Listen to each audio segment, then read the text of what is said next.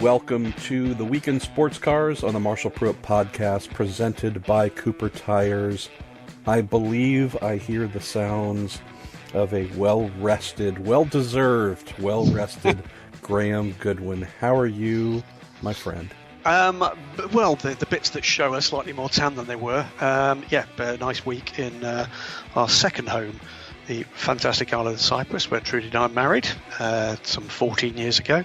But nice to be back.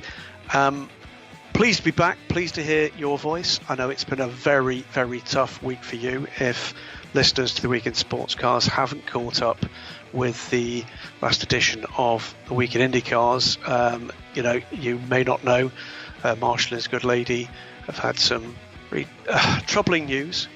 I'll fill in here, MP, because I'm sure this is a difficult one for you to deal with. I know you had to cut short what sounded like a joyful trip to the Rennsport reunion at Laguna Seca after news that your beloved lady had fallen victim to breast cancer. And I know you're dealing with that very actively right now, the pair of you. You know that you've got our best wishes, my family's best wishes. I'm absolutely certain everybody here's best wishes for carrying that forward, and a huge amount of support I know from people around the industry after they heard the news too. Yeah, thank you, brother.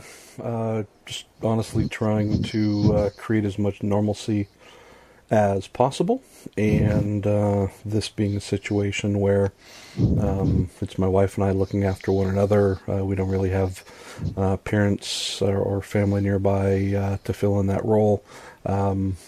It's the two of us, and that's a great thing. It just means that going forward, once got that news, I think it was last Wednesday, and then off to Rennsport Thursday morning.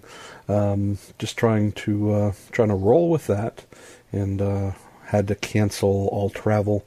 So no Petit Le Mans for me, which I hate that because I love that event so much. And obviously IMSA is a huge part of my life. Fortunately, was able to sit down with IMSA President Scott Atherton last weekend in Monterey, and Scott and I have known each other for a really long time and have a pretty good personal relationship as well. And was able to tell him that unfortunately I'd have to miss Petit, but obviously for well understood reasons, and in typical Scott fashion and IMSA fashion, they only cared about the personal side, not the work or business side, and cast their full support, offering anything needed. So it's been a humbling thing, just in the amount of support from all the folks that I work with closely at Racer, Road and Track and such. I've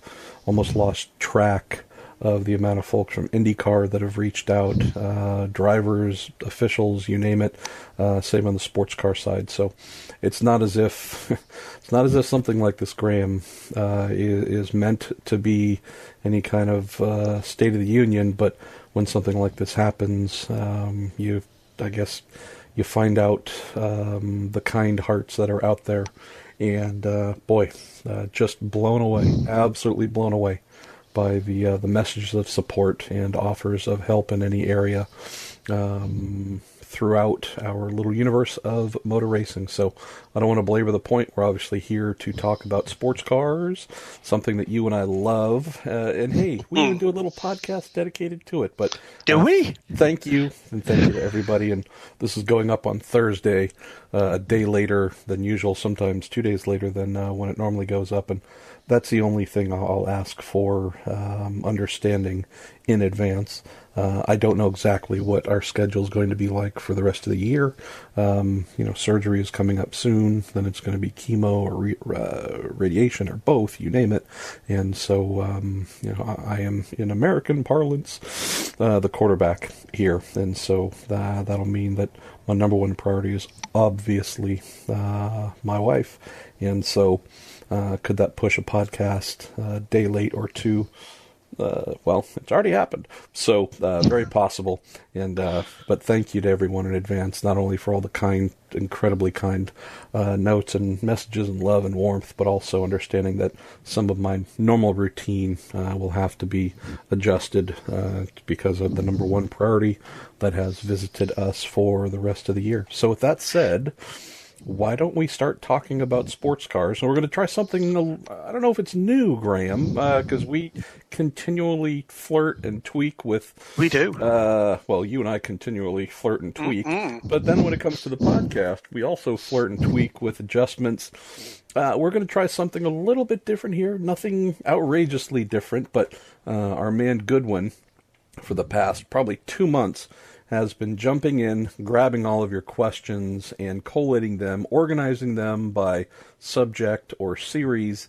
And what we've done is bounce around a little bit, going from WEC, IMSA, ELMS, SRO, GT3 stuff, your fun questions, funny questions, whatever it is. Try to bounce around, sample a little bit from each in rotation throughout the show.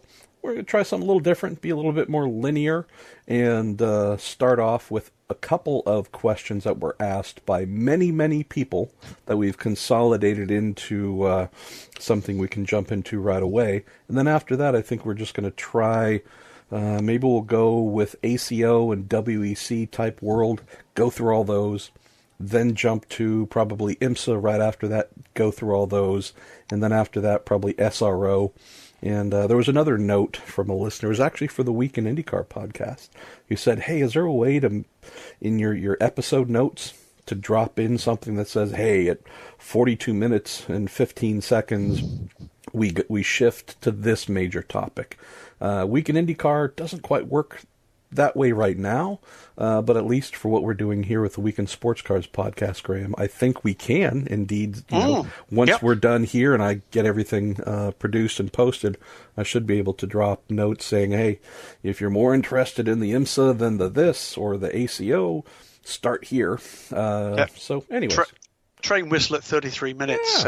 Postman knocked at 42. Listen to that the kind squeaky of stuff. Chair at this point because it means we moved. No squeaky chair. Well, no squeaky chair. Mine's been squeaking. So has it? We're a team. We fill in one another's. You need my new oil sponsor, don't you? That's what you need. All right. Where, my dear friend, shall we start among the most asked questions? Well, it leads us neatly into an event that you went to and I didn't, and for that I am a little bit jealous.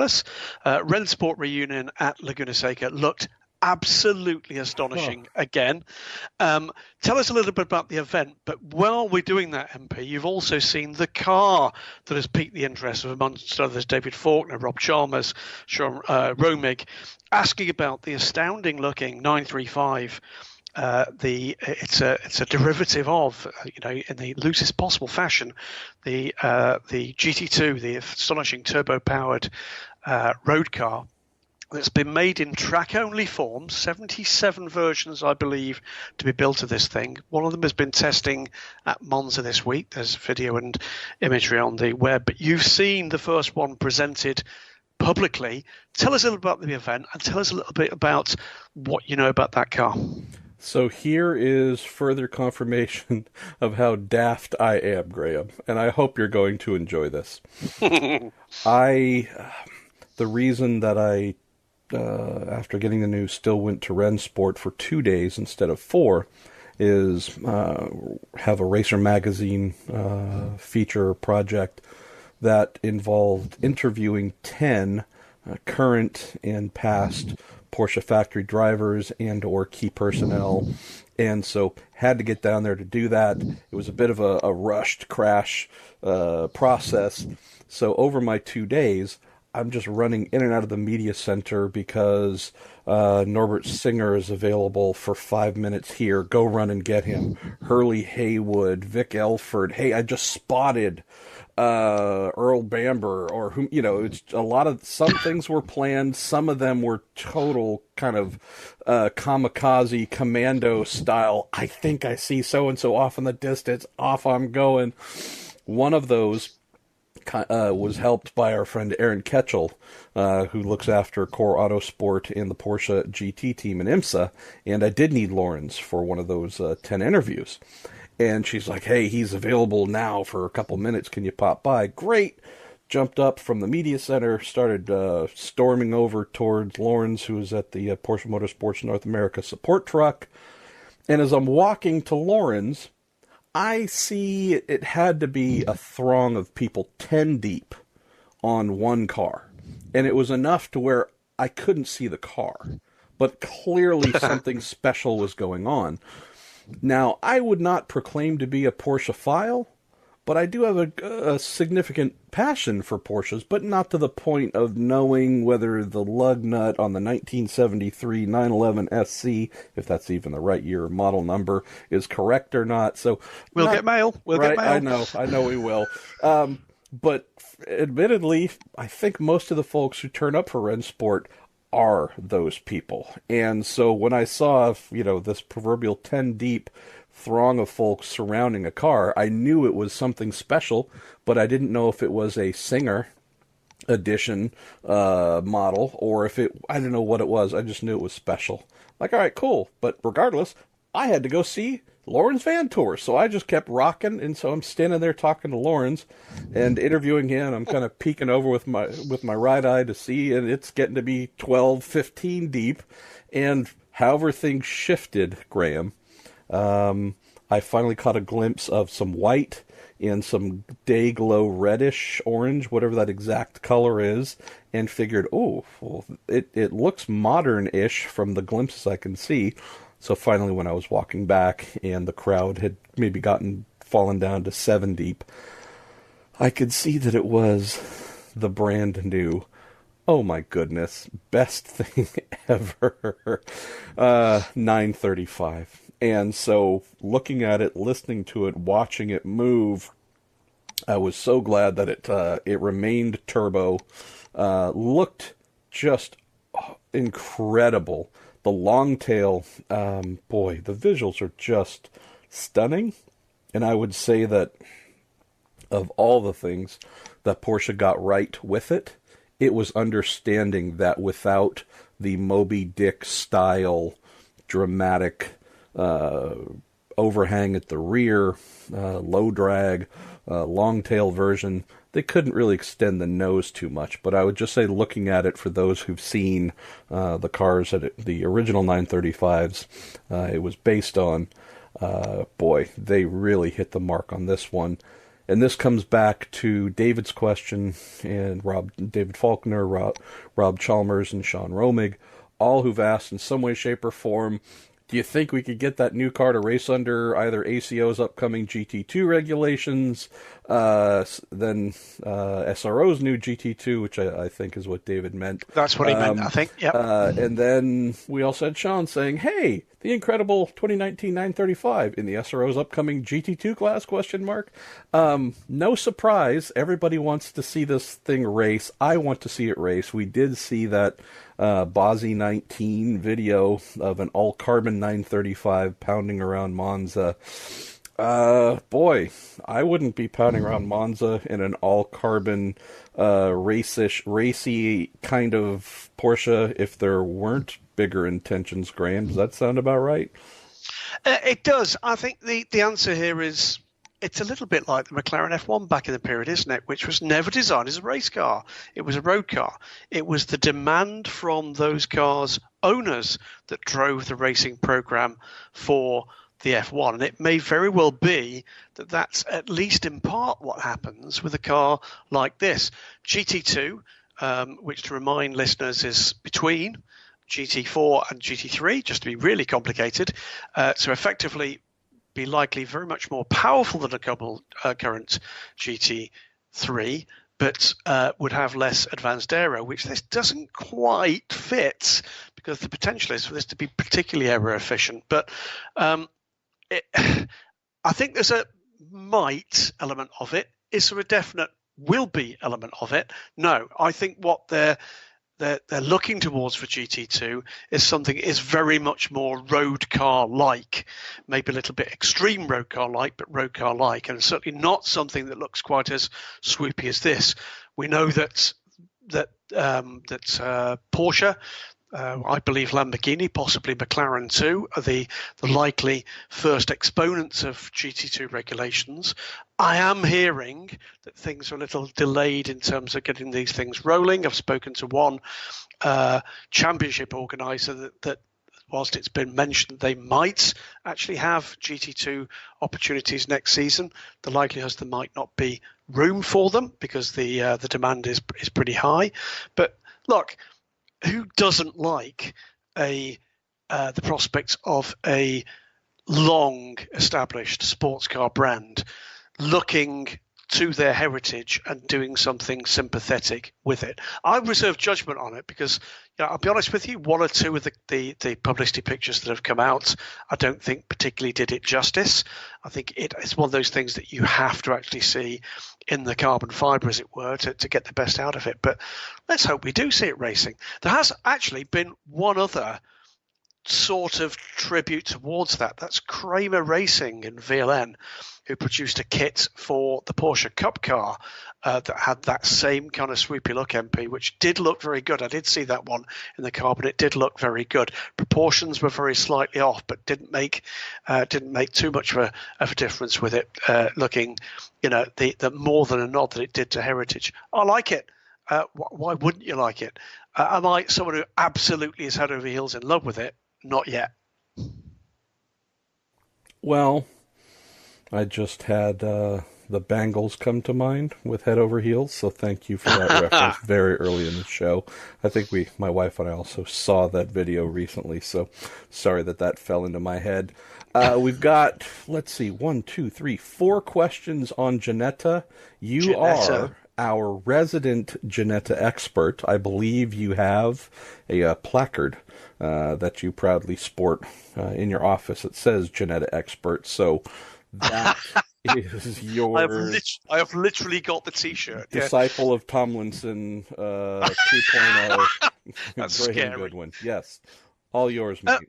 Well, there's a couple of points being made here. One is about LMP3 and whether or not Ginetta will be back in the next rules iteration. The other 3 questions here from the likes of David Faulkner again. Right Turn Lover, our good mate from Switzerland, Dr. Diniel and Tom Bacon, asking around the LMP1 project. LMP3, let's get that one out of the way very quickly. LMP3, we already know who the 4 chassis manufacturer has been selected for the next round, which will be from 2020. That will be the return of 4 existing chassis suppliers. Ginetta is certainly on that list, so they have bid for it. They will be given that opportunity to produce a new car. It will be based on the same chassis. Our understanding is there will be a revised engine. There will be marginally revised aero package, and there will be new safety regulations, including the internal side impact bar that exists at the moment, LMP1 and LMP2. So yes, I expect Ginetta to be back and marketing LMP3 cars. As for the remaining questions, pretty predictably, with the confirmation that the Ginetta AER entered by TRSM Racing will not be making the trip to Fuji for commercial reasons. The question is really about where does this leave Ginetta? Let's make this very clear. It has not been Ginetta's choice that the car is not going to race in Fuji. They are not the entrant for this car. They did certainly very substantially contribute to the second car being able to race at the Le Mans 24 Hours, the 5 car. In this instance, the issues appear to be between various elements within the TRSM team, whether or not that's part of the manor operation, whether or not that's the management, whatever it is to do with whether or not the right amount of money has transferred between those elements of the entrance that has cost them the opportunity of taking the car to Fuji. Does that mean the end of this program? That's a matter for TRSM. So that's a matter for TRSM, and the entrance, the official entrance was TRSM Racing, but in the person of Graham Loudon. I've not caught up with Graham in the last week or two. But clearly, things have not been going particularly well between the various elements with that entrance. As for Ginetta, they effectively are powerless here. They cannot enter the car themselves. They are not the entrant for the WEC. And uniquely in WEC, you cannot enter as a single entrant a race-by-race car in LMP1. You can add a second car for the odd race here and there, or even a third if you're already a two-car entrant. But you cannot come in and just enter a single LMP1 car in a one-off race. The regulations specifically prevent that. Where does this leave the program? That's a very good question. And I think the answer there is we don't yet know. I'd like to think that TRSM can get through their current woes and that they would be, I hope, now targeting their home race at Shanghai in November. Clearly, with the super season and fewer races, that means there's more time between some of those races. But if they miss Shanghai, then, of course, the next opportunity, it's going to be Sebring and it's going to be March. So at least that gives them time, but does it give them the sustainability for the program? That we're only going to know that answer, I'm afraid, when the crates get unpacked and the containers arrive, or indeed the cars are actually air freighted in. And I hope we do see the Ginetta racing. I think it's a project that deserves that opportunity to prove itself. But the one thing I'd say in terms of one or two of the questions have been around, one or two of the posts that have been around, this isn't down to the manufacturer. This is down to the team. They are the entrant. They make the ground as to who and what goes where and what money is spent. The issue here for Ginetta is they need a more solid program. I know they hope that TRSM can provide that, but if they don't, then the reality here is, without a change in regulations, their hands are tied. I think we're going to end up staying with you, Graham, for our next line of major questions that we have lumped together before we dive into series or sanctioning body specific questions. And I'll also readily admit that beyond reading some of what was put together by yourself and others, this is certainly an area that is not one I should be speaking on because my brain isn't filled with knowledge. That is Audi, hydrogen, Le Mans, the possibility of getting the four rings back in 2022. We have questions that have come in from Mark Atkins, Stephen Gate, and Jordan Hopwood that are certainly deserving of some Goodwin-y knowledge and explanation. Well, let's get spool back here. For those that didn't see the story, we were re-reporting a story from Le Mans Libre, which is the local regional newspaper and online news source for the Sarthe region. This is the region where, obviously, around Le Mans. Now, with that in mind, you can sort of guess that perhaps there was, how can we put this, a leak. A hydrogen leak, yes. That's potentially really bad. You would guess some contact from Audi around the potential 2024 regulations. And, to this point, we've been talking about BMW pushing for this zero emissions rule set. But this adds potential real interest, doesn't it, around, if you've got the mountainous, OEMs that are BMW and Audi interested in that. And both apparently also interested in maybe an earlier opportunity to demonstrate that technology, perhaps with Garage 56, perhaps with something else, that potentially what we've got here is we're going to close in on effectively the end of year deadline for the 2020 regulations, that we might actually be starting to get excited maybe a little earlier than we thought we might about the next phase of this. All sorts of questions, you're quite right. From a number of people dropping questions in, asking what we heard from our sources. Not a lot at this point. Jordan Hopwood asking if we could ever see a Garage 56 entry that's good enough and fast enough to challenge the overall win. That should not be the point for Garage 56. Garage 56 operates outside the rule set. Generally speaking, that the potential for those cars to compete for a win is not the point that should be being made there. And my guess is that if you were to ask the technical team, they'd certainly be actively interested in these cars getting to the finish. Only one car ever has in Garage 56, and that was the unbelievable effort of Fred Sosay and the SRT 41 crew that brought the astounding achievement of a man who's a quadruple amputee being a firm part of bringing an LMP2 spec car to the end. But I hope we do see it coming. Zero emissions is clearly going to be a thing moving forward. The ACO, and for that matter the FIA, are looking what they can do to leapfrog out of what has been a bit of a blind alley in regulations, and it's taking some time to get there. But I hope there's truth in this one. We know how good Audi have been. We know how good BMW are in a range of technology-led activities. And, a new battleground with, what I think most industry observers certainly agree is one of the likely next big leaps in automotive technology would be the right kind of thing to have at the Le Mans 24 Hours, whereas at the moment they're struggling actually for that commercial USP linked with technology, which is where we've got a lot of this kind of criticism about the reliance on hybrid, which I think some people would actually imply might be a kind of a technology that's beginning to lose its relevance as EV, and then in this instance zero emissions technology starts to come more to the fore. So what have we heard in terms of detail? Not a lot. Do we expect to hear very much more?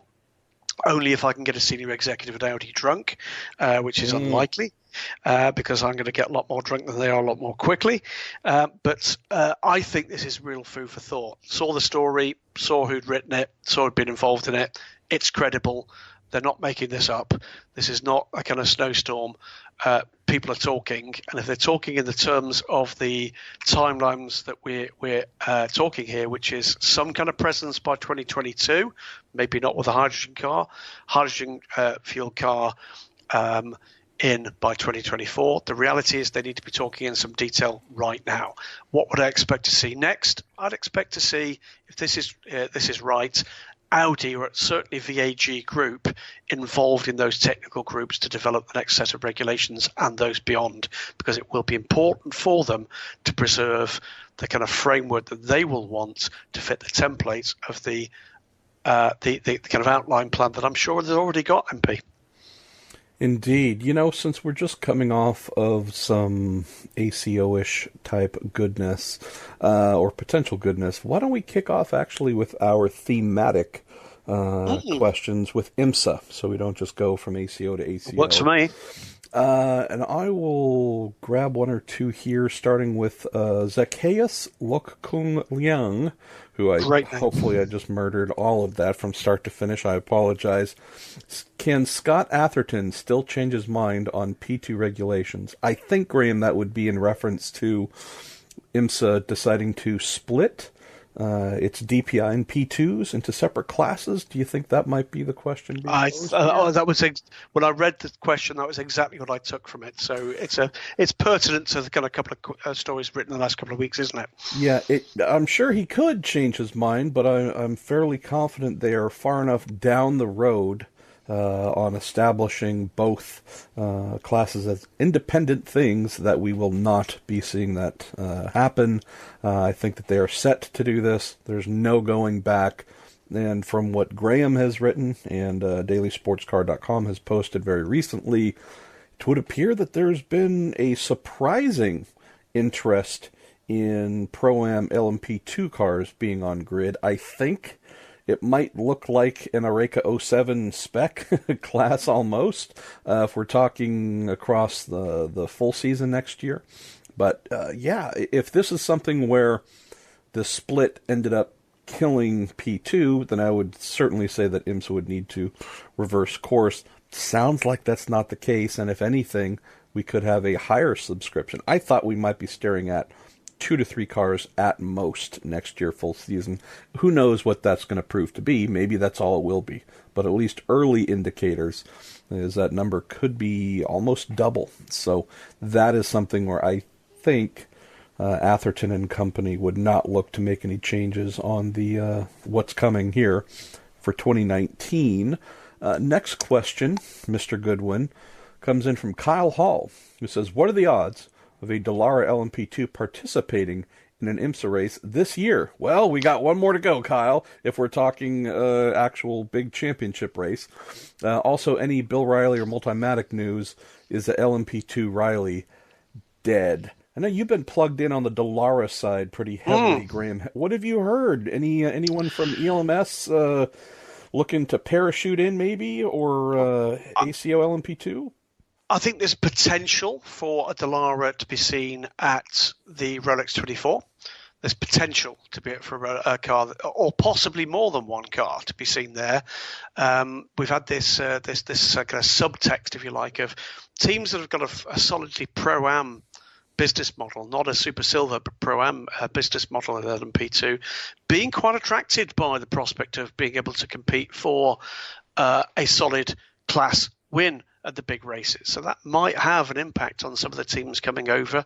And with a later start to the European season, no prologue test, remember, for the WEC guys this year, actually having the cars in the USA earlier in the year might have some interest there.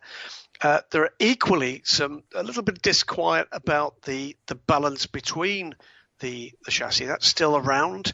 It's a very sensitive indeed, but the reality is that I think conversations are underway about just how is it you stop this moving towards a single chassis class, because the dominance in very many cases of the Orica platform is becoming a bit problematic. Okay, we did see a win for United Autosports with their first of the season in the rain-shortened Spa ELMS race. Their first race, by the way, shifting to Michelin tyres, which bodes well for what's going to be happening in IMSA next year.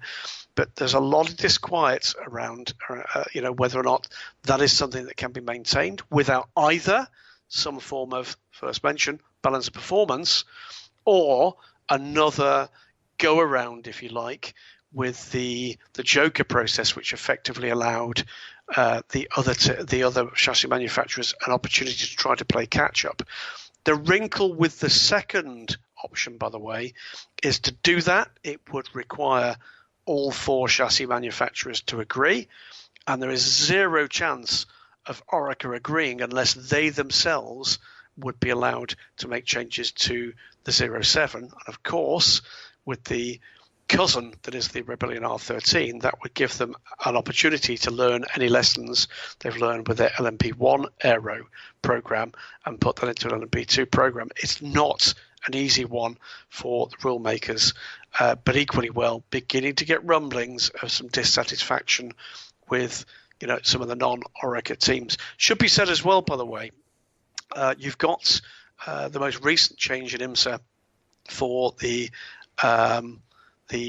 Ligier team just having shifted to an Orica, and with the PR1 AFS Matheson, absolutely AFS PR1 Matheson, PR Matheson AFS1, I think. Pick absolutely. It's in there.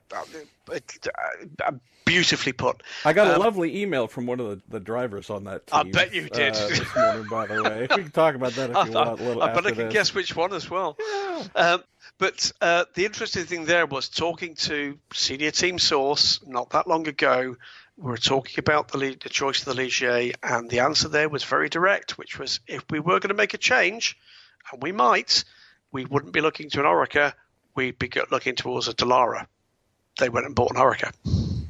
Yeah, and on the Kyle, on the Multimatic LMP2 side, I can't speak for any other team. Who knows if someone would want to take the the chassis that Bar 1 ran at the 24 Hours of Daytona earlier this year and try and bring that back. I mean, again, who knows what folks conjure up in their brains.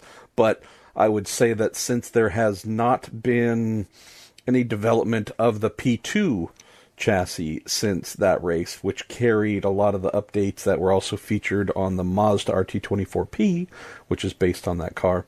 We've seen the Mazda grow and gain and really become highly, highly competitive as a DPI.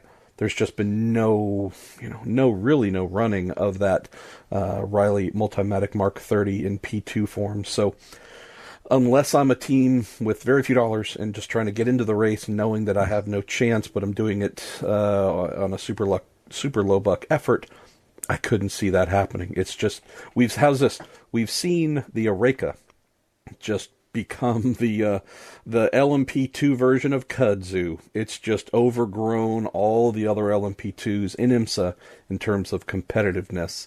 After the Ligier, which has just been mollywopped by the Eureka, you would then have the Dallara as a third option, as a second option after the Ligier, and then after that, you'd get to the Riley. So, a good effort or good intentions. See, the DPI is working quite well, but yeah, really, I could not fathom anybody who would turn up with that car just due to the lack of on-track running and development since January. Let's go to Kevin Kemp, who says, with Mazda announcing the return of the Wankel engine, thank you, Mazda, this means good things in the universe. As part of a hybrid system, could we see it in one of the Mazda prototypes when hybrid technology is introduced to DPI? Haven't asked that question, Kevin, and I will make a point of doing that next time I do speak with Mazda. Quite interested to see where Mazda's mindset will take them when the next generation DPI regulations come through, Graham, because we know that with its 2-liter 4-cylinder AER turbo, they've gotten to a place where I believe it's kind of maxed out power-wise. If it had to, squeak out another 50 to 100 horsepower, I think it would be problematic. Curious to see what their mindset will be when the next gen regulations come down, and whether it is we're going to stay with a small displacement 4-cylinder turbo, but maybe 2.2, 2.4 liters, since it's truly a bespoke engine, unlike some of the GT3 based or production based DPI power plants. This is something that they made from scratch with AER. So we'll see what happens. I think they're going to go to something bigger and more robust. But if they were actually to go back to a Wankel, if they were to go to a rotor, I mean, I'd be the happiest. I'd be the deafest guy in the world, but I'd be the happiest too, because I'd just stick my head right next to the exhaust and run around the track following the thing. Well, it's worth mentioning, by the way, if you haven't seen this news, that what it's actually about is it's a part of Mazda's electrification policy that comes into play in around 2020 with versions of cars that will be fully electric, and also a version of what may well be the same platforms with a range extending engine, traditionally fueled engine, and that the idea would be that you would be talking about a very small capacity Wankel engine, rotary engine, for that range extending technology. So interesting times and interesting options as well. And I'm sure both the engineering and, for that matter, the marketing side at Mazda, and they are two arms of the company that have worked very well together in the past, will be putting their corporate heads together to see what might come out of that one. Interesting. Getting down to the last couple of IMSA questions here, my friend. We'll go to Tom Welfie, who says, beginning of the year, Dyson Racing said they had a major sports car announcement and nothing materialized. Have heard a few rumors of their return. What have you gents heard, if anything? Tom, I don't know a lot, but a part of me wonders if this was the announcement from Chris Dyson with his CD Racing, that he would be competing in both Trans Am and his own short track midget, is a dirt racing oval program as well. That did branch out and has become a much bigger portion of Chris's fun and activities this year. So, not saying that's the answer to your question, but I wonder if that's what they had intended, because since their Bentley Pirelli World Challenge Series effort wound down a couple of years ago, really the only sports car involvement I can think of would be Chris's participation and active participation in Trans Am this year. So wonder if that's it, and next time I speak with Chris, I'll try to remember and ask. And of our two remaining IMSA questions, Graham, do you want to take the one here from Cookie Monster FL? I think the answer might be we're going to learn more in a week at Petit Le Mans. I think you're right, Cookie Monster, one of our guys listening in from Reddit. Hi there, guys. Quick question. When will we get full details of the Michelin Encore in early November at Sebring? Do you guys know any teams that are planning to compete in the 4-hour race? Got to assume we'll get to other entrants that are IMSA or PwC stalwarts, or am I too starry-eyed? I think the answer is you are likely to see full season entrants, and maybe you might get a bit of indication of maybe some people looking for an early opportunity to join the party that otherwise might be first seen in the pre-season testing. But in terms of format, I think that will develop very much along the lines that it'll respond to the entrants they actually get. I think it's a very smart prospect, because the teams the opportunity to get out there and play in real time with the black round stuff that they're going to be pulling in competition for the 2019 season. I think it's a great opportunity for Michelin as well to test the logistics that they've got, both in terms of the logistics getting things to the circuit and the on-site support, which will be taking a massive step up in IMSA for Michelin for 2019. So in every single way, I think this is a very good news event. Just what support they're going to get from the paddock, I think you're absolutely right, MP. I think there'll be a lot more to be said from Road Atlanta in about 10 days' time as we record this podcast, by which time I'll be across in Fuji, and you'll be watching, as you were saying a little earlier, from distance. But I'm sure you'll be burning the cell phone mileage. Yeah, absolutely. It's just going to be strange. And there's, I'm not saying this in any real, oh my goodness, the sky's falling, but there's just a lot of changes. A lot of things that I'd like to be there to see and say farewell to. Obviously, Tequila Patron is ending its time in the sport. We have Continental bidding farewell, Michelin coming in as a full-time effort there. From the Continental Tire side, the Street Tuner class is conducting its final race. There could be a driver or two that are bidding farewell to their careers, who are planning to retire, blah, blah, blah. So, yeah.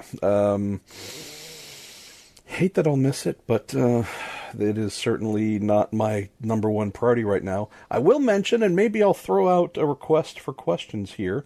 I meant to speak with our pal Dear Alan McNish on Saturday to do a podcast reflecting 10 years back at his greatest drive that I've seen, that being his return from crashing on the parade lap at Petit Le Mans 2008 to the fight back to pass. He's done better than that for that lap, mate. I've seen much better laps than that. True. He has crashed. He has better crashes than that. I was at Le Mans for one of them. But maybe I'll ask folks for some questions about that, because we're just honestly going to do a 10-year look-back podcast about that amazing drive where not only did he win, but he also killed Christian Kleen's career as well in doing so.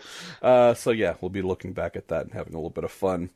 Let's go to the final IMSA question coming in from Down Under, from Carl Hartley. Greetings from New Zealand. Hello, Carl. My question is regarding the Lola P1 Dyson racing car that they ran once or twice in the ALMS back in 2013 with a bolt-in hybrid unit installed. Could you share some insight into what that system was? It didn't seem too competitive at the time, but is this what we could expect to see in future regs, i.e. a spec type of unit that will bolt into any existing chassis? Thanks, GG and MP, for all your awesome work. Kind of you to say, Carl. That was a Flybrid mechanical system, and I remember seeing it, and I think writing about it at the time. I think it might have been 2012. Not sure if it was 2013, but regardless, it was 12. Okay, one main thing, Carl, which I would say on the topic of you're recalling that it wasn't super competitive. If we're looking back 6 years now on hybrid technology, it's only 6 years, but we're almost caveman times by comparison to the advancements that we have now. Back then, it featured two things that were disproportionate to what you would want for competitiveness. It was heavy, and it did not generate a huge punch in terms of power being sent to the drivetrain. And the fact that this was a mechanical flywheel system that spun at something like 50 or 60,000 revolutions to then store that energy and then boom, release it. This is, I forget exactly how much it weighed. I'd have to look back at what I wrote, but it was something in the range of 70 to 80 pounds. That's a lot of weight. If we're talking about a car that, comes in at a little over 900 kilos, although I guess 70 to 80 pounds might not sound too crazy, you throw an extra 35, 40 kilos at a vehicle like that, and you would need to be generating, 200 horsepower or something to compensate for that weight. And so I think this was a great concept which they tried, and I believe if there was additional funding, they would have carried it forward, looked at what weight reductions that could have been done and such, but the reality is it was something new they wanted to try.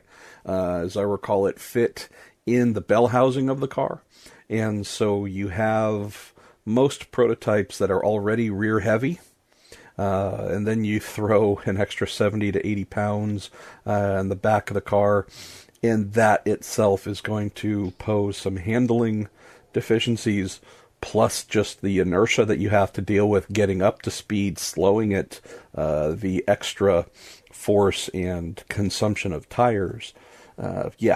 Great idea, something they definitely wanted to try out, but the weight to actual power benefits simply were not there.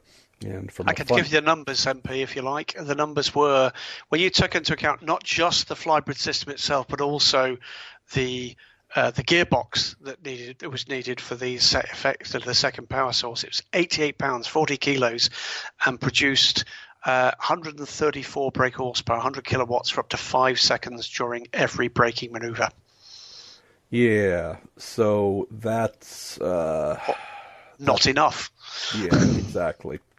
So that, I believe, rounds up our IMSA goodness. You want to walk us into the world of ACO? We'll kick off actually with another newsy story. And it's Right Turn Lover again. Hello, comes in with: do G-Drive also have the option to take their appeal case forward, or have we heard the last of the Le Mans 24 Hours 2018 results? I damn well hope so. We are in a situation where G-Drive Racing actually knew that they would be going to the 19 Le Mans 24 Hours by dint of winning the ELMS. Some days before they knew whether or not they'd officially finished the 2018 race. That's ridiculous. And it is part of the kind of process, and that's not down to the teams involved. But I've not heard anything from TDS Racing and G-Drive Racing since the result was confirmed by the FI Court of Appeal, which means that Sigletis Alpine take the win, and another win for Alpine. That will finally, I hope, put a full stop into the paragraph that lists the 2018 Le Mans 24 Hours results. I am sure that now we've had that conversation, we can have slightly more in-depth discussions with those concerned at TDS Racing. I know what they're going to tell me. They're going to tell me that they felt that the regulations were worded in such a way that it left the opportunity for them to do what they did, which was to introduce an element into the fueling rig that effectively defeated that fuel restrictor. But ultimately, the big-brained legal eagles have decided that they were wrong and the rule makers are right. I'm sure we're going to hear opinions that they was robbed, but that's it done, and I hope we can draw a line underneath it. So that's that one. One from someone cunningly called the S's. Will LMP2 see a transition to the two-seater mould similar to what's anticipated for hypercar, P1, car, blah, blah, blah, for the LMP1 replacement? Says it's going to look a bit odd to have cars that look like road-going hypercars racing alongside single-seater Le Mans prototypes. They're not really single. It's kind of seat and a half, isn't it? I get the point that we're talking here around the opportunity to have things that look a little bit more like a road-going hypercar, But it's going to be a prototype. The key to it here is that they're designed to do two very different things. LMP1 is designed specifically in the new era to appeal to the OEMs, whether or not it's the big white goods producers, if you like, or the more bespoke sports car and hypercar producers. LMP2 will remain as a Pro-Am formula in the ACO world, and for that matter in IMSA moving forward, and don't therefore need to have that relevance. Whether or not there's any pressure from the entrants, and it would be the entrants rather than the chassis suppliers that actually makes that point clear. But remember this, the introduction, or the retention of Alpine as both an homologated version of the Oreca and indeed as the tagline for the Signatech Alpine team has produced no little controversy, because you're not supposed to have auto manufacturers involved in LMP2. I don't see there being a reason for a change, and I guess you'd have to look at the success where the new LMP2 regulations have been introduced in terms of the numbers coming forward. There's nothing that needs to be mended there. You've got a formula that is proving to be successful, and I think can be pretty long-lived as well. Next one up is one from, let's have a quick look, Diamond Matt, with an apparent bug for F1 drivers doing Le Mans over the past years. Do you think it might become a more regular occurrence in future years? With the unknown 2020 onwards regulations, if reported brands in talks come to the WEC, could this be even more attractive, wanting to compete amongst other teams and drivers? MP, what do you think? I mean, you work in a marketplace where we've seen a lot of this, particularly the Rolex 24 is a great example of introducing that kind of star-studded grid into a one-off race, albeit very often within a wider championship. Just exactly the same in the modern era as the Le Mans 24 Hours is. What do you think? If the factories are coming, are they going to want their biggest names? I think they'd want their biggest names. I might even take this in a slightly different direction, and because it's the value that stands out most to me, and it's that looking at what Patricio Ward learned and was capable of using all that he gained in IMSA's PC class to then come in back to Indy Lights, win that championship with ease, qualify 5th for his first IndyCar race, finish 9th. Looking at what the regard in which a Colin Brown is held with immense sports car experience we now have, and I know this to be true because I've spoken with a team owner, one IndyCar team owner that is very keen on utilizing his services next year. Same is true of Felipe Nasr, who is in talks right now to hopefully do something fun in IndyCar. I look at how, at least from an open wheel side, and maybe just a general finishing side, mate, that folks are looking at, boy, sports car time, sports car, you name it, that is really, really something that is of value and is going to either expedite the experience of someone and or just build layers of knowledge within them that they might not have elsewhere. So I know it's maybe a little bit of a lateral way of answering the question, but could I see manufacturers trying to stack talent to bring them in and really play things up and have these monster, staggering lineups for the Rolex 24 and maybe Sebring as well? Sure. But I would also say I believe there's a shifting recognition that beyond star power, wow, we can send Lando Norris over here. We can grab Phil Hansen. We can pick a lot of the younger drivers as well who we think are going to be stars. And I think folks are starting to realize that, hey, 24 hours of experience, 12 hours of experience, whatever it is, these are just things that are going to benefit those manufacturers, those teams in a bigger picture beyond the marketing value too. It's an interesting kind of cut across here to one of the questions we got listed elsewhere for it just knits nicely in from Saul Hymas. Fernando Alonso coming to the WEC created a lot of media attention and hype. It did. However, despite highly achieved IndyCar drivers like Seb Bourdais and Scott Dixon doing Le Mans, that Sol has not seen the same amount of hype around them. Is he not looking well enough? Is the comparative lack of hype real? If it's real, why do you think that's the case? Was there as much hype around Sebastian Loeb when he came to Le Mans?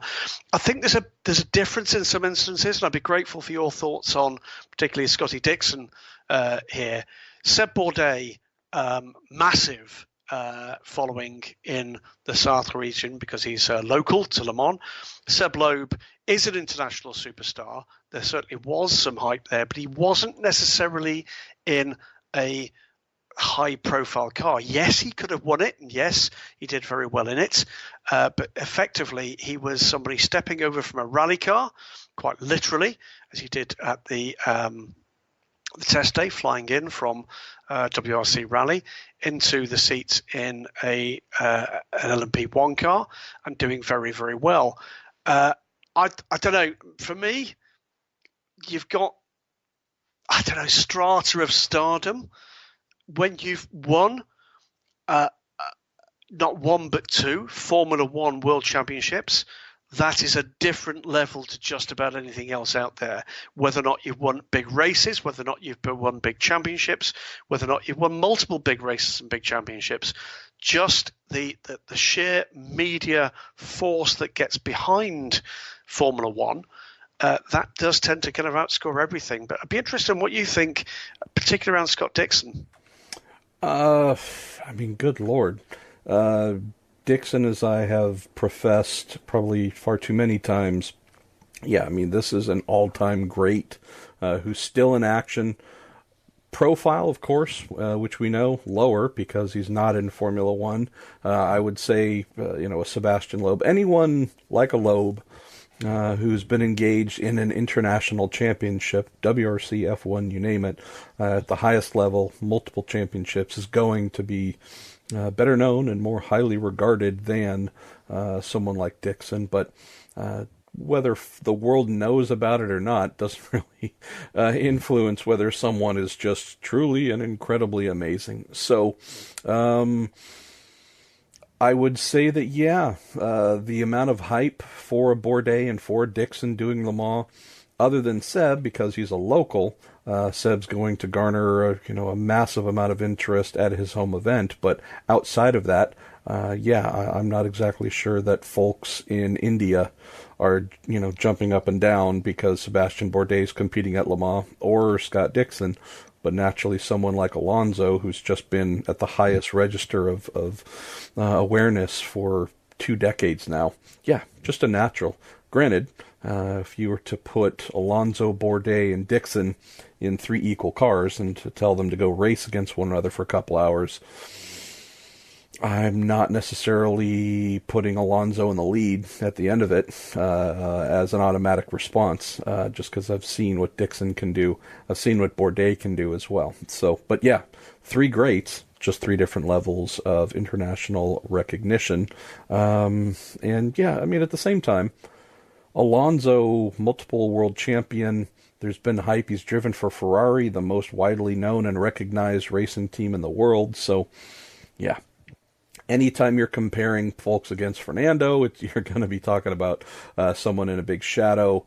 And even Loeb, when he was at his peak, there was a lot of buzz around that. But compared to Fernando, definitely a lesser amount.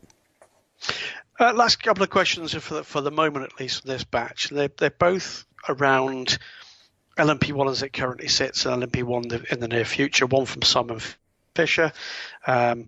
Says about the growth of privateer P1 in WC, single-seater teams looking at sports car racing. Is there an argument to have P1 cars back in the ELMS to help provide a larger available market to support the specialist manufacturers? Fair point.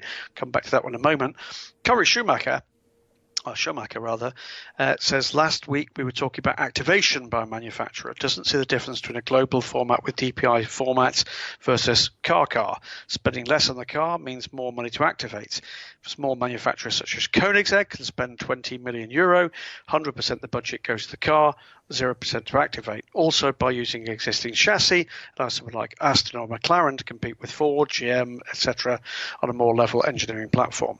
Doesn't see how spending more on the car makes better racing in the WEC. Please explain. First things first, Simon, no, I don't see there being the opportunity, certainly this side of any kind of major issues that might befall the WEC in future years, there being P1 cars back in the ELMS. That's because they've got a full grid. And in fact, talking now about potentially having to artificially restrict that grid, I think we're heading towards nearly 20 LMP2 cars next year. And if you've got the core ELMS cabal capable of filling that number, then I don't think they're going to play with the regulations. As for Corey's point, it's a fair point, but I think you've also got to see here, Corey, that there's a very big difference between the reasoning from a Toyota or a Ford to the reasoning of someone like, for the sake of arguing, you use Koenigsegg, we'll repeat that, or a Glickenhaus. The activation by those makers is by being there and by bringing the potential customers, which are a relatively small number, a relatively very small number, to that track to watch that happen and to have the part of that experience.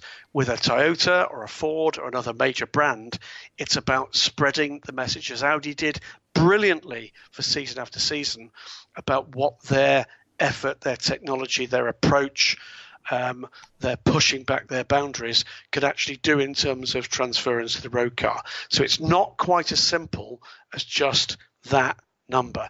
The number that is troubling the ACO about, still to this day, by the way, about Audi pulling out and Porsche pulling out, is not the fact that they've lost a, insert whichever number you care to say, 50, 100, 200, 500 million euros race program. What's bothering the ACO is the opportunity for those brands to bring that effort and its associated activation to further fill the coffers of the racing organisation in the paddock, in terms of trackside advertising, in terms of other things that could actually fuel popularity of their product. That's the big deal here. It's not about whether or not you spend 20, 30, 40 million euros on a car.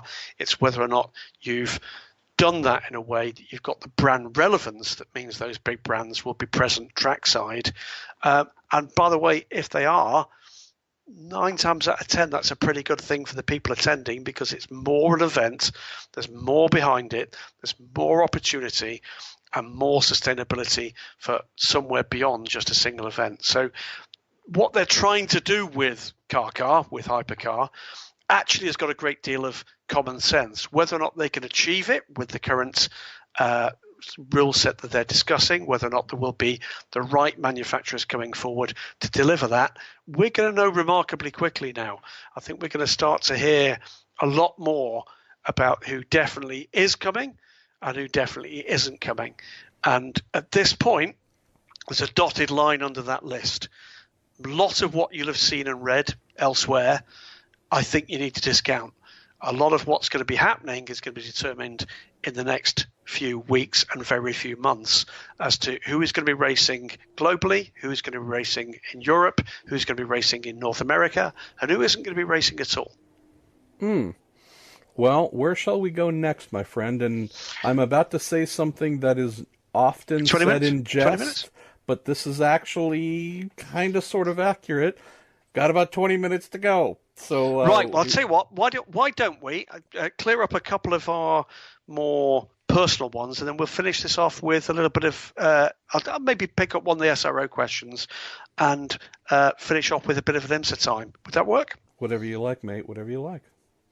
Let's go with Joseph Otrowski's question. Just how good is Raffaele Marciello? Very, very good, Joseph. Next question. From Donald M. Goran. Gentlemen. Says gentleman. I think he's actually implying that it's only you or I. Oh, yeah, I think it's you. We know it's you. Yeah, it's a fair point. Well made. What do you think the future holds for next season and beyond for Catherine Legg's career? Where she's signed on for Jaguar I-Pace, maybe MSR of the Acura GT3 program. She's taking a liking to NASCAR. What do you think? You're a little closer, I think, to Catherine on your side of the pond than I am. She is held in incredibly high regard by Acura and Honda, Donald. So, provided the Meyer Shank IMSA GTD team continues forward with Acura, which I'm fairly confident is going to happen, it would be very strange to see Catherine not a part of that moving forward. I know that they are very keen on trying to expand their relationship with her, just because they believe very much in her talents. And she's also a really solid brand ambassador. The Jaguar I-Pace thing is great. The NASCAR thing as well. I think, Donald, Catherine's in an interesting place where she had a career. It was going in a direction. She's had to make adjustments multiple times. She was with Don Paynose's Delta Wing effort for a couple of years, was a big part of that. Then has picked up this Acura gig. I hope she is seeing that with the amount of inquiries coming in that would allow her now to race an Acura and vie for a GTD championship, to go do this new I-Pace trophy thing with some of the things she's been doing in NASCAR and the Xfinity Series. I hope she just starts pushing harder to embrace the diversity of what's coming in. One of the things that drivers so often do, it's not a criticism, it's just an acknowledgement, is they try and make one thing work and they cling to it super hard, Graham. And I'm going to be this and do this in this series and that's it. Sometimes that works, sometimes it doesn't. I think what we're seeing with Catherine is folks saying, hey, come play with us, come play over here. And if she's willing to push that one series, one team, one goal mindset to the side a little bit, I think her career could head into some really fun and new and ongoing and interesting places. So that's what I hope her future holds, Donald. And it just takes her continuing to embrace the additional inquiries coming in there. Let's see. Let's take one here from our friend Shay Adam. It says, the powers that be have bestowed upon you a magical gift. You may select any driver who is currently silver to remain that rating for the rest of their life, no matter what they accomplish, with a guaranteed ride. Here's the catch. You must pick 3 silvers to compete in a go-kart race, and the winner gets the honor. Who are your 3 silvers? And that you'd This is three current silvers. I believe so. Who are the 3 silvers that you'd most like to help? So the winner of that 3 silver kart race gets to remain a silver for the rest of their life. If only I had the FIA ratings list in front of me. It sure would be a lot easier to answer that question. Well, you've just mentioned, surely, is Catherine still a silver? Probably. I can actually access that somewhat. Well, I mean, that being the case, yes, she's a silver. Spencer, let me just read a couple, just so we have a few. And I realize this is IMSA that I'm staring at, but I'm looking at the Petit Le Mans entry list. Daniel Murad is a silver, Sheldon Vanderlinde, Lucas Stoltz, Andrew Davis, Madison Snow, Christina Nielsen, Cooper McNeil, Gunnar Jeanette, Frankie Montecalvo, I'm just trying to pick a few others, Spencer Pumpelly, Catherine, obviously, Justin Marks, Mario Farnbacher, boy, isn't he super. Let's see, I'll try and grab a few other quick ones here. Sean Rahal, Kyle Marcelli. Yeah, I mean, that's just IMSA. Let me just chuck this into the mix for this one for you, MP, which is by making them a permanent silver, it increases their chances of gainful employment. And on that basis, I'm going to give you the first 2. You've mentioned both of them because actually we could do with a little bit of rebalancing out there. Certainly Catherine, and I'm going to say Christina as well, because what we want are talented female drivers that are going to spread the word worldwide that they are capable of competing head to head with the best of the rest of us, and certainly far better than I am. And I think that would be a good thing. Beyond that, I'll add you one in from someone I don't believe should be a silver anymore, but he currently is. So let's give it a whirl. That's Andrea Pizzitola. I firmly believe that Andrea is going to be a gold next year. I know there's lots and lots and lots of drivers forming a not all that orderly queue looking to take up the possibility of filling in for Andrea's current, winning form. He's the now reigning ELMS champion, way before we get to the end of the year. So the likes of Andrea Pizzitola, I think, would be a good one as well. You've got lots of other up-and-coming, very talented young men, including the likes of Joop van Utrecht. You may or may not be seeing more of Joop van Utrecht. I couldn't even spell. I wouldn't know what letter to start that name with. So get used to it. You might be seeing him elsewhere when we get into 2019. He's going to be certainly an LMP2 on this side of the pond, and I think he's having a bit of a sniff around the opportunities that he, as might well be a second season silver, Joop van Utrecht, 19-year-old guy from the Netherlands who's very quick indeed, and I think we might actually be looking for him to have a parallel North American program too. So let's wait and see. It's a great question, and it recognises, as you would imagine, that Shea would, the advantages to young and sometimes not so young professional drivers of being a silver ranked driver. I always quote, and I'll quote it again when people ask what difference does it make, the example that goes back a few years, maybe a decade or so, to the RML team in the Le Mans Series and then the European Le Mans Series. Tommy Erdos, fabulous race driver, and his, I've just, completely forgotten his surname. Ben from Ben became the Stig. Ben Collins. Yeah. Ben Collins. Sorry, Ben. They raced together in the MG Lolas with Mike Newton, were broadly similar in terms of pace in whatever condition. Then Ben went off and did what he did. He worked with the BBC as the Stig.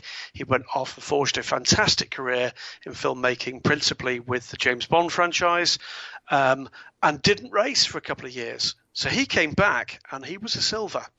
Tommy struggled on through with his racing career and remained a gold. Ben came back and got WC drives, ELMS drives, Le Mans 24 Hours drives. He had raced a few of the races in IMSA. And Tommy didn't. And Tommy, as a gold-ranked driver, broadly the same ability, simply lost his opportunity to retain the career. That's what it means in terms of the potential for a driver to extend and profit from a professional race driver career. Smart question, Joe Adam. Absolutely. All right, let's grab a few more in the general category here, and maybe we'll just bounce around a little bit to close. Alex Eichmiller says, last week you mentioned the unfortunate loss of Graham's impressive coloring book library. What are your must-read motorsports books? Alex, I'll throw a few in, and that's because I'm just wheeling my chair to the right to stare at some obnoxious bookshelves filled with motor racing titles. I will pick first, and it's one that it continues to be an amazing read. That would be, I believe his first name is Gerald Donaldson's book on Gilles Villeneuve. It's just titled Villeneuve. That one, boy, just truly amazing piece of writing by Mr. Donaldson. And I'll pick two others. Vic Elford's autobiography. It's Vic Elford. He's just the best. You would be a smart person to pick up good old Quick Vic's autobiography. And after that, let's see. Boy, there's a lot here that I'm staring at, and many of these are covered. Something that is a little bit newer, possibly. I would say Art Garner's book, Black Noon, about the tragedy in the early 60s at the Indianapolis 500. I believe it was 62 or 63. That is just, it's a sad but also a really compelling and thrilling read. And if you can, maybe I'll throw in one more. If you want to go back in time, and you can probably find this maybe on eBay or in a memorabilia store, Jim Clark's book, Jim Clark at the Wheel. That was, I believe, the first motor racing book I ever read. That was given to me by my grandfather, and still have it, staring at it. No dust jacket, but wow. My dad loved Jim Clark more than any other, and reading that just amplified my love for my father's all-time racing hero, Jim Clark. What about you, Graham? It's an interesting one, isn't it? Most of the books I tend to kind of read and use, for that matter, tend to be the kind of the yearbook and historic examples. And there's some great examples of that. Some great books about the history of the Nürburgring 24 Hours, for instance, the history of the Spa 24 Hours, the history of the Daytona 24 Hours. I have a stack of books on my shelves that I've not yet got round to reading. There's the Brian Redmond book, not yet got round to reading that. There's a fantastic Desiree Wilson book. I've not got round to finishing that yet. The one, though, that I did most recently finally get off the stack and read properly, which I have to say I do recommend, is Michael Kaiser's French Kiss with Death, which is about Steve McQueen and the Le Mans movie. Just a great book. Just really, really beautifully illustrated. It's a film I still hold dear. I will still, given half an opportunity to sit down and watch that thing from beginning to end. And it's a dreadful script, but it doesn't matter. The visuals are just absolutely world-beating, stunning piece of movie making, and I recommend that one. Beautiful. All right, let's see. Let's grab a couple of others here. All right, here's a fun one, and I genuinely don't know your answer to this. This comes in from Reddit and Opposite Lock. What non-racing related podcasts do you guys listen to? Here's the rub. You keep talking about rubs. Yeah. And you're just back from Cyprus. Oh, indeed. I'm concerned. The reality is, we shared a little bit about MP's personal life and the most awful circumstances earlier in the show. I have a very busy life outside what I do with Daily Sports Car and with the Weekend Sports Cars. MP and people closest to me know that I have two children, one son in his 30s, one daughter in her teens. And I would just say that our daughter doesn't live with us at the moment. Her health problems prevent that from happening, but that does keep myself and Trudy extraordinarily busy. And the honest answer is I genuinely don't find the time to do much more in terms of the other areas of interest as much as I'd like. That said, I am becoming a bit smarter about the way in which I consume all sorts of media. Massive change in the way in which I watch TV in the last 2 or 3 months, and massively impressed with the scales have fallen from my eyes, having dumped our cable TV package and gone for something else completely different. And you know what? This is a world, I think, as next year's racing calendar comes into full focus, and I'll be travelling a lot more again than I am this year with the WC getting back up to a full calendar speed. I suspect that's something that I will be becoming a lot more interested in listening, reading, etc. in some of the limited free time I have while staring at the back of someone else's seat. Because after 3 intercontinental trips, you've generally tend to have seen all the movies. So I'll ask you this. Drop us a line. Drop me a line. Let me know what's good out there. Let me know what you think would be of interest to a man of my limited time and availability. But the honest answer at the moment is, genuinely, there are very few podcasts indeed that I listen to, even within racing, let alone outside it. And, generally speaking, MP, you bring forward a project like a Weekend IndyCar and the Weekend Sports Cars for 2 reasons. 1, you're passionate about it. And 2, you believe that actually no one else is actually covering that as well as it should be. I hope we're filling a gap. Yeah, I mean, there are folks who've been doing this a lot longer than us, and who I'm sure will come into the game and do a far better job, and are currently doing better jobs than us. I just know that this is a passion point for you and I. And since this is the only place you're going to hear Marshall and Graham talking about sports cars, and this seems like the good place to do it. I'll just throw in quickly, Monsieur or Madame Opposite Lock, non-racing, Bill Simmons podcast I listen to when I can. Big fan of Simmons, have been for at least 15 years or so. Love the Combat Jack show. That's really no longer, unfortunately. The host died earlier this year, but just an amazing show. Someone who's been a hip-hop insider since seemingly day one, and just the conversations with all the folks in the industry, a lot of the folks from the golden era that made hip-hop what it is. I listen to the Combat Jack episodes slowly because I don't want to exhaust a finite number to enjoy. Let's see, what else? Joe Rogan I used to listen to very, very frequently.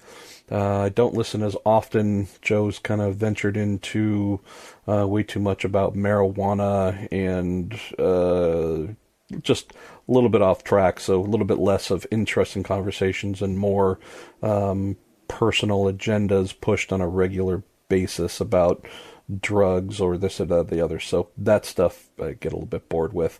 But probably the most enduring one that I listen to is Mark Maron's WTF podcast, and have listened to that for I don't know how long. But those are the ones that I enjoy, tend to be longer conversational type formats instead of the shorter, faster, cover a million topics in 0 seconds kind of thing.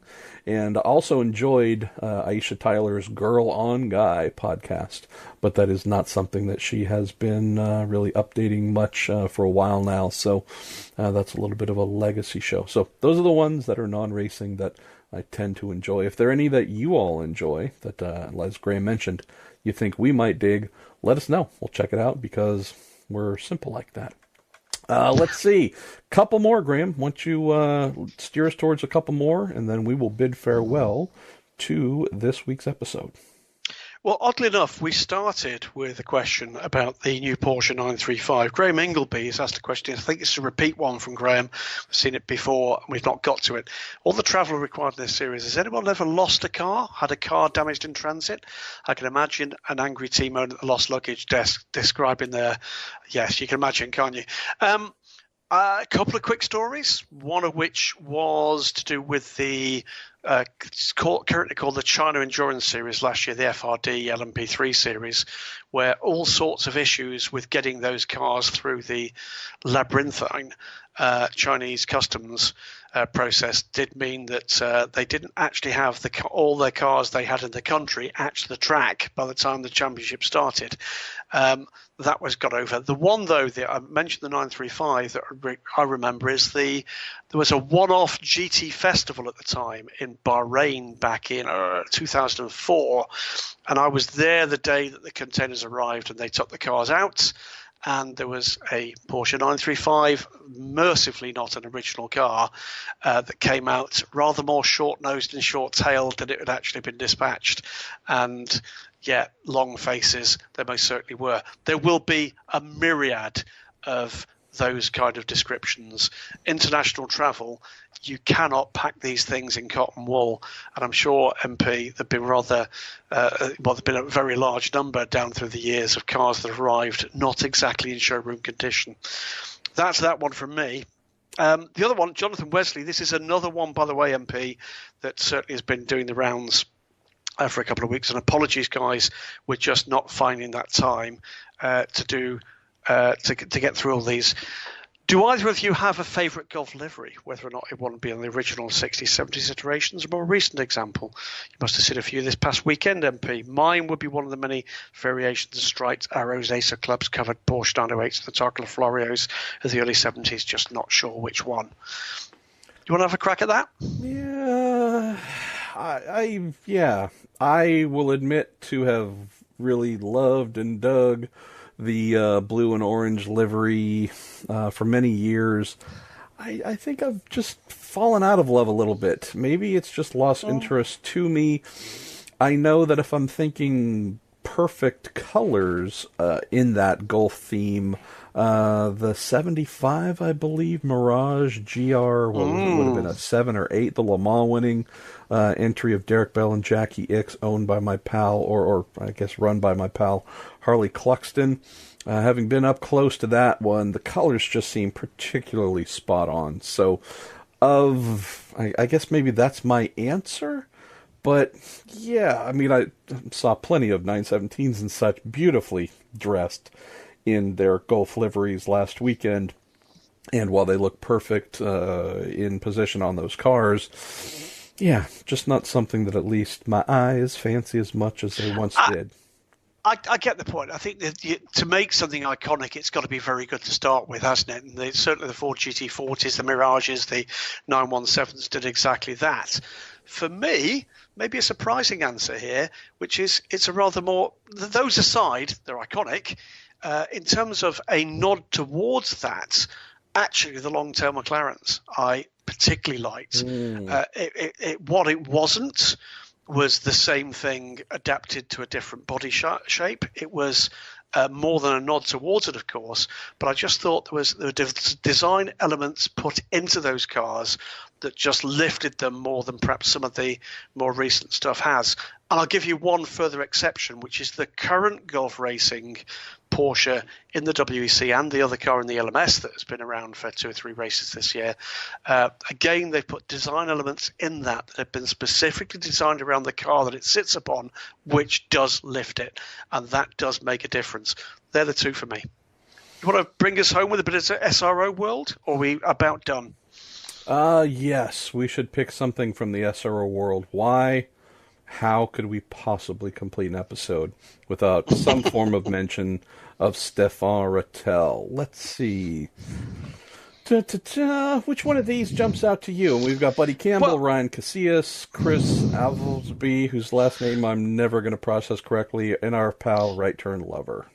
We'll try and cover the whole lot in one. Buddy Campbell, yes. Buddy Campbell says Stefan Rattel used to be seen as like the saviour of GT racing.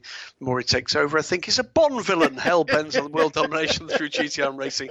Does this endless announcement and new series worry you? There might be a GT racing bubble that's going to burst. Ryan, Pirelli World Challenge is no more.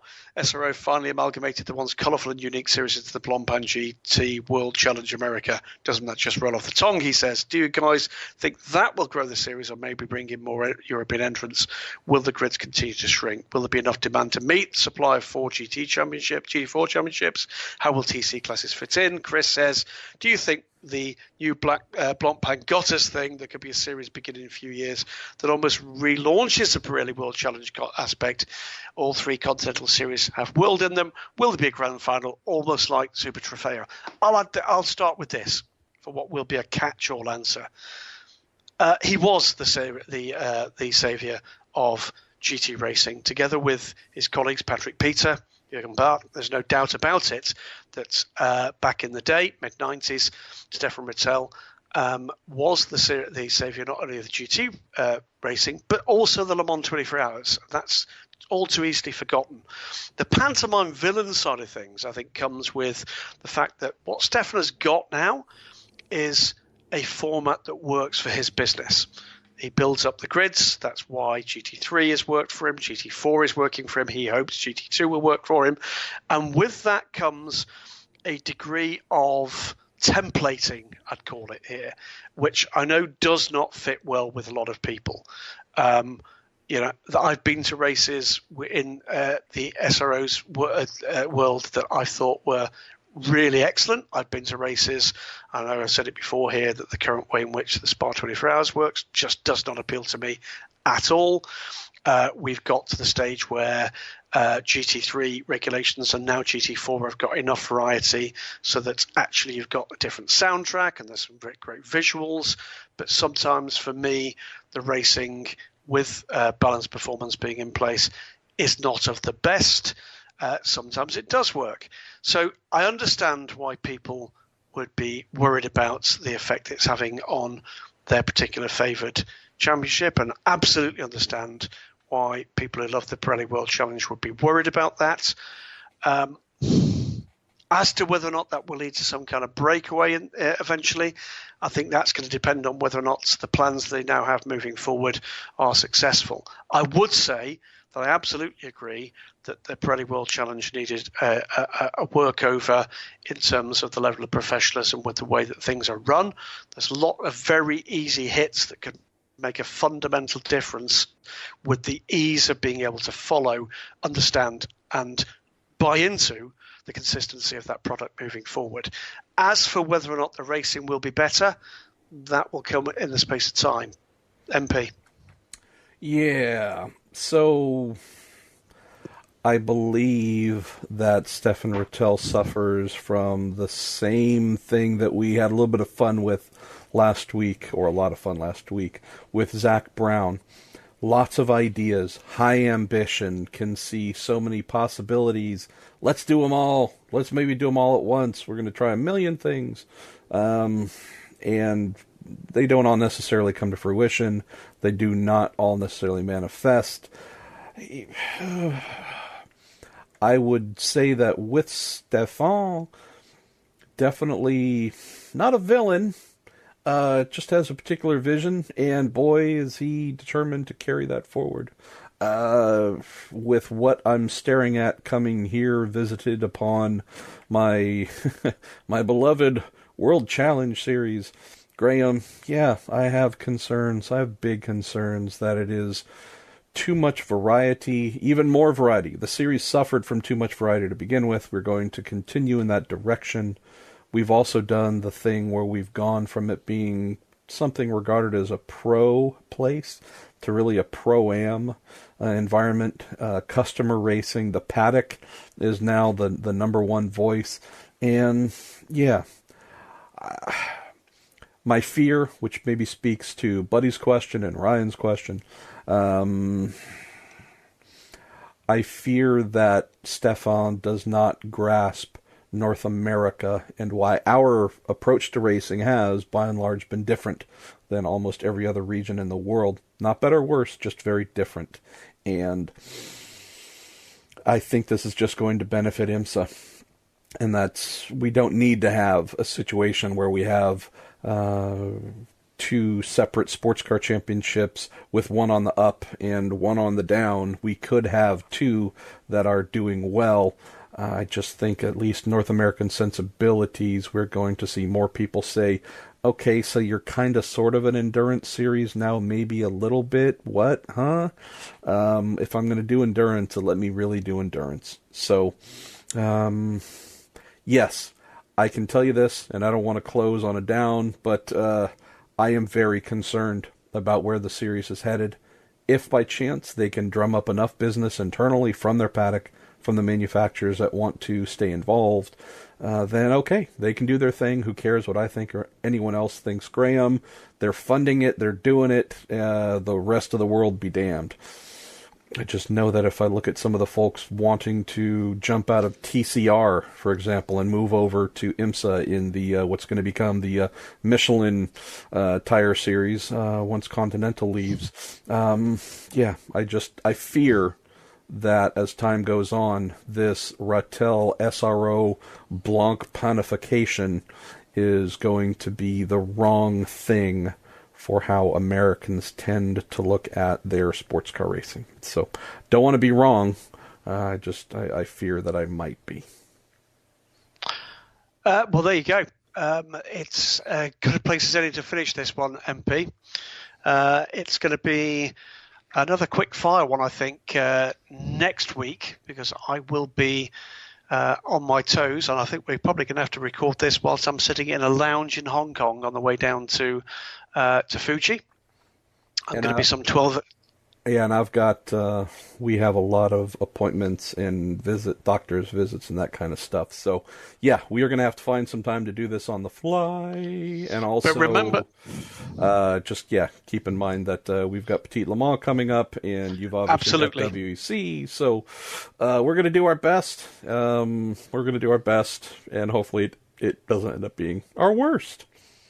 It won't be that. No, we've had far worse than that, mate. Don't you worry. There'll be more worse to come, I'm sure, in the future. So from me, it's good night from here in the UK. And again, before we close, all my very best to you and yours, MP. I'm sure absolutely everybody's thoughts are with you. And there'll be happier days ahead. Thank you, my friend. Thanks to everyone for their kind words, kind notes, and support. Whew, IMSA season's almost over. WC sure isn't. I don't know. What are we at? Are we even at the halfway point? I don't know where we're at, man. That must be depressing.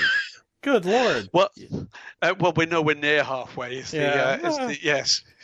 Okay. It's whether or not it's in race numbers or indeed in track time. We've still got another Le Mans 24 hours to come, and of course, A longer race to come at Sebring in March, but lots of action still to go. Well, rumors that IMSA is going to announce Appetit Le Mans, going to more than one-up the FIA WEC in the Super Season. Rumors they're going to announce IMSA's Super Decade.